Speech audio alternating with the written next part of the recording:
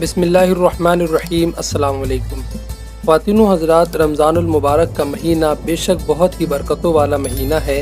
اور یہی وہ مہینہ ہے جس مہینے میں رحمتوں کے، برکتوں کے، جنتوں کے دروازوں کو کھول دیا جاتا ہے اور مشکلوں پریشانیوں کے دروازوں کو بند کر دیا جاتا ہے۔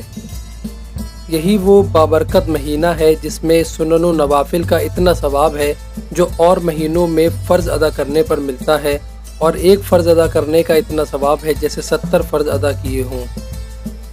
اور اس مہینے کی اہمیت بیان کرتے ہوئے حضور صلی اللہ تعالیٰ علیہ وسلم نے ارشاد فرمایا کہ اگر میری امت کو پتہ چل جائے کہ رمضان کیا چیز ہے تو وہ پوری سال ہی رمضان ہونے کی خواہش کریں۔ تو رمضان المبارک کے مہینے کا جو ادب و احترام عزت کر لیتا ہے، اللہ رب العزت اسے بہت نعمتوں سے نوازتا ہے، اس کی تمام خواہشات کو پورا کر دیتا ہے۔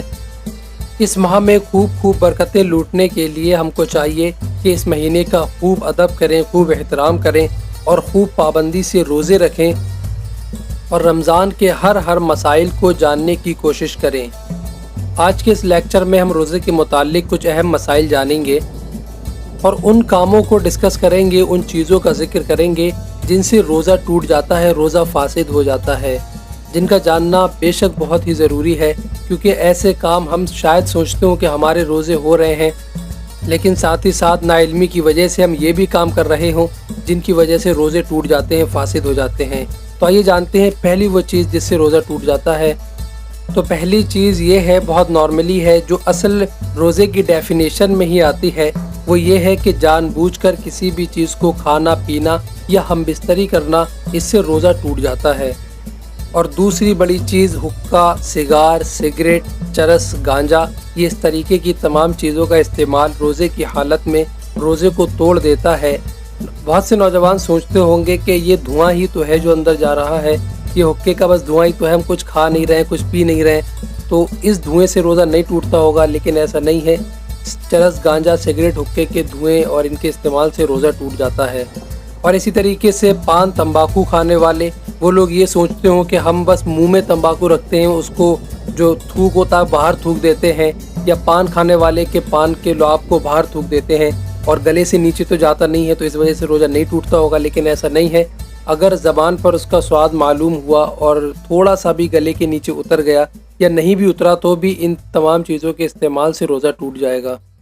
سحری کرنے کے بعد ہمارے دانتوں میں جو بوٹی یا کھانا یا کچھ بھی اٹکا ہوا رہ گیا اور وہ اتنا تھا کہ ایک چنے کے برابر تھا اور اس کو منہ کے اندر سے ہی نگل لیا تو روزہ ٹوٹ جائے گا، اور اگر منہ کے باہر سے نکال کر چاہے چنے سے کم بھی ہو اگر کھا لیا تو بھی روزہ ٹوٹ جائے گا۔ اور اسی طریقے سے دانتوں میں سے مسوڑوں سے خون نکلا اور وہ خون حلق تک پہنچ گیا اور اس کا مزہ بھی معلوم ہوا تو اس سے بھی روزہ ٹوٹ جائے گا، روزہ فاسد ہو جائے گا۔ یا کسی نے ناک سے دوا چڑھائی یا کان میں تیل ڈالا تو ان تمام صورتوں میں بھی روزہ ٹوٹ جائے گا۔ اور اگر کلی کر رہا تھا اور منہ میں بہت زیادہ پانی لے لیا اور بے اختیاری طور پر، یعنی جان بوجھ کر نہیں، بے اختیاری طور پر پانی حلق سے نیچے اتر گیا، پھر بھی روزہ ٹوٹ جائے گا۔ اسی طریقے سے وضو کرتے ہوئے یا کسی اور وقت ناک میں پانی چڑھایا اور وہ دماغ تک چلا گیا تب بھی روزہ ٹوٹ جائے گا۔